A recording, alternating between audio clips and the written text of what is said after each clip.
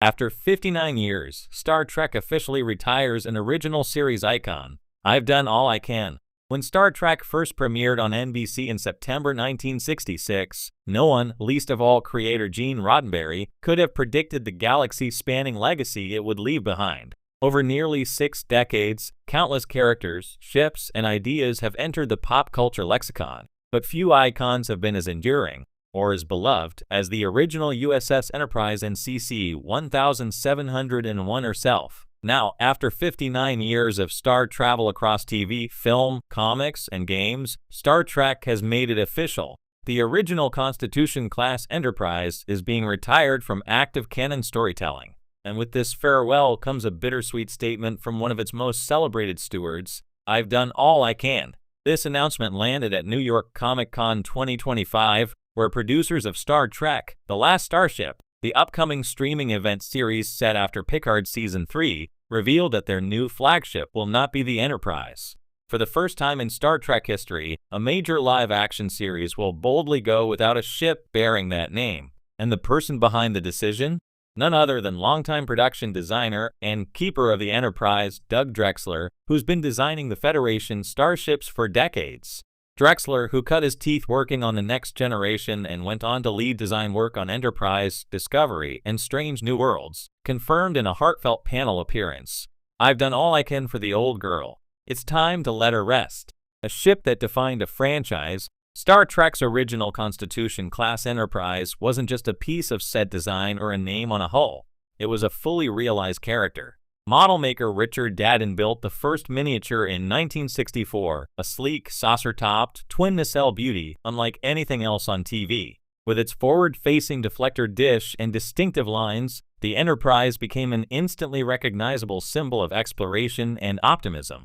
Through the original series' 3-season run, the Enterprise was as central to the storytelling as Kirk, Spock, and MC Coy. She wasn't simply a backdrop for phaser fights and diplomacy. She was the drama. Whole episodes revolved around her systems, her vulnerabilities, and her miraculous escapes from destruction. Star Trek taught audiences to love a ship as they would a person, and no ship since, no matter how advanced or flashy, has inspired quite the same awe.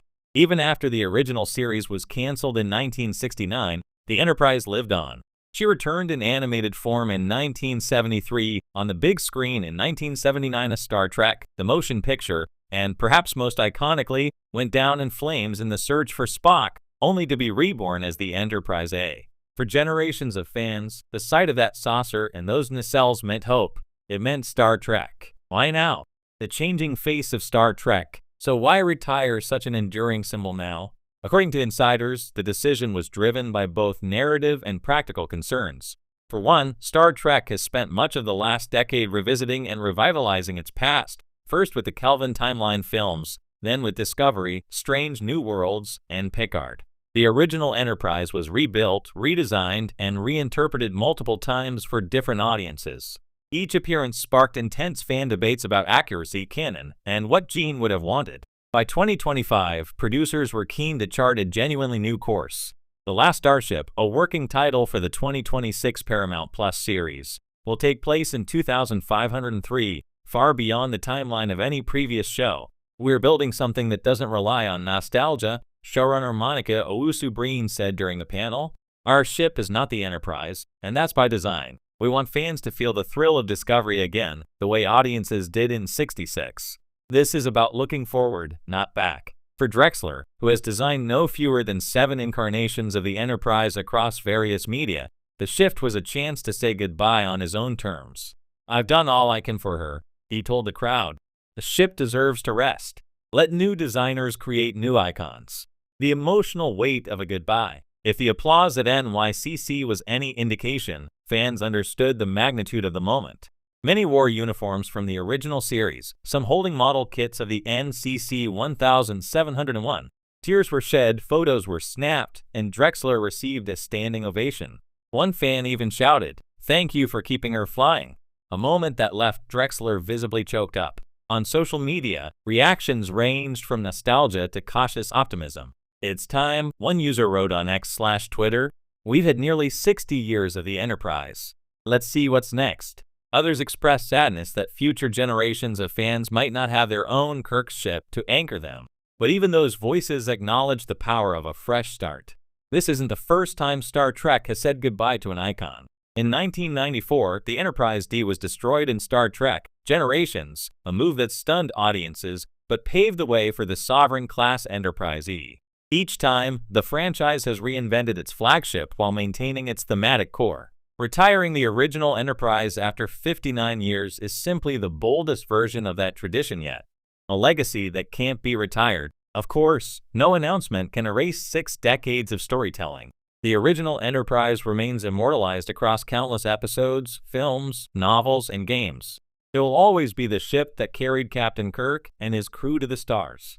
It will always be the ship that made warp speed part of our vocabulary. And it will always be the ship that inspired NASA engineers, astronauts, and scientists to push the boundaries of the possible. Even within canon, the Enterprise's legacy is secure. Starfleet's flagship will continue to bear the name NCC 1701 in different forms, Enterprise B, C, D, E, F, and beyond. The newest series simply chooses to step outside that tradition, much as Deep Space Nine did by centering on a space station rather than a ship. As Owusu Breen put it, we are not erasing the Enterprise. We're honoring her by doing what she stood for, exploring strange new worlds. The people behind the ship. One underappreciated aspect of this retirement is the spotlight it shines on the real-world creatives who brought the Enterprise to life. Model makers like Dadden, designers like Matt Jeffries, and VFX artists like Drexler shaped how generations visualize the future. By officially retiring the ship, Star Trek is implicitly recognizing the labor of those who built her in the first place. During the panel, Drexler spoke movingly about his first exposure to the Enterprise. "I was a kid in Brooklyn when Star Trek aired. I saw that ship and thought, this is the future. This is where we are going. Getting to work on her was a dream. But dreams evolve. Now it's someone else's turn to dream." In a sense, his statement, "I've done all I can," wasn't just about the ship. It was about passing the torch. About trusting the next generation or next generation to build something equally inspiring. What comes after the Enterprise? So what is next? While details about the last starship remain under wraps, Paramount Plus released a tantalizing teaser image of the new vessel. A sleek, asymmetrical design with variable geometry nacelles and a glowing lattice hull. The image bore no registry number, no familiar saucer section. It looked alien, almost like a hybrid between Starfleet and Vulcan engineering. Fans immediately began speculating about its name, USS Pioneer, USS Horizon, but producers remained tight-lipped. Owusu Breen promised that the ship would embody the ethos of Star Trek, even without the Enterprise name. "You'll know it's Starfleet," she said, "but you won't have seen anything like it before." The idea is to recapture the wonder of the unknown, the feeling that both Kirk and the Enterprise evoked in 1966. If the risk pays off, the last starship could do for the 2020s what the next generation did for the late 80s. Reinvigorate the franchise by breaking away from nostalgia and finding new fans. Farewell, but not goodbye. In the end, perhaps the most fitting tribute to the original Enterprise is that she's retiring not with a whimper but with dignity. She's not being blown up in a movie or mothballed off screen. She's being celebrated, honored, and allowed to rest. "I've done all I can" isn't a resignation, it's a victory lap. For 59 years, the Enterprise has been our guide to the stars. She's carried us through